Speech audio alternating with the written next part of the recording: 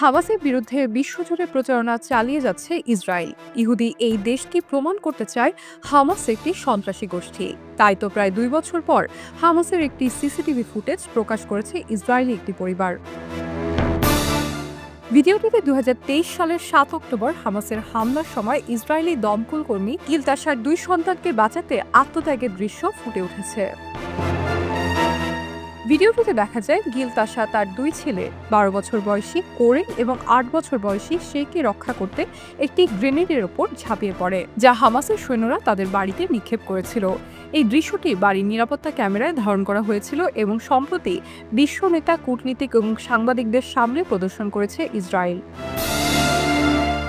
হামলার পর গিলতাশার বড় ছেলে 17 বছর বয়সী অরতাশাও একই দিনে আলাদা স্থানে হামাসের হাতে নিহত হয়। এই ঘটনায় গিল এবং অরতাশা একই সঙ্গে নিহত হওয়ার পর তাদের দাফন একই সঙ্গে করা হয়েছিল। গিলতাশার স্ত্রী সাবিন তাশা, যিনি তার 2 ছেলেকে নিয়ে লন্ডনে গিয়ে এই ঘটনার বর্ণনা দিয়েছেন, তিনি বলেছেন যে তিনি চান পুরো বিশ্ব জানুক 7 অক্টোবর ইসরায়েলে কি ঘটেছিল।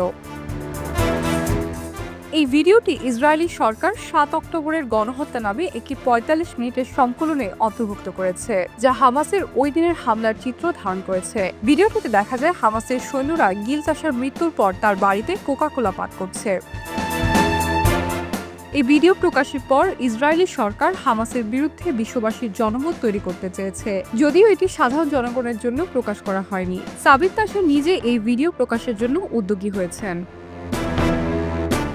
নিউ ইয়র্ক পোস্টের বরাত দিয়ে জানা যায়, এই ঘটনা ইসরায়েল ও হামাসের মধ্যে চলমান সংঘাতের এক ভয়াবহ অধ্যায় হিসেবে চিহ্নিত হয়েছে, যা আন্তর্জাতিক মহলে ব্যাপক প্রতিক্রিয়া সৃষ্টি করেছে।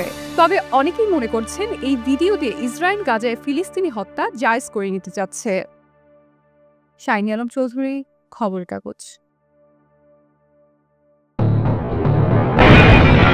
সবাই যখন জোয়ারে গা ভাসায়, কেউ কেউ শির দাঁড়া সোজা করে ঘুরে দাঁড়ায়। সময় যেখানে প্রতিনিয়ত হার মেনে নিতে শেখায়, কেউ কেউ চ্যালেঞ্জ ছুড়ে দেয়।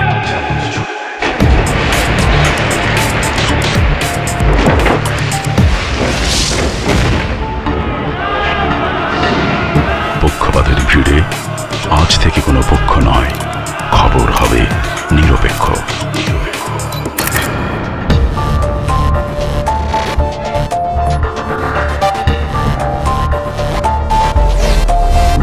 তথ্যবাদ, খবর হবে নিখাত।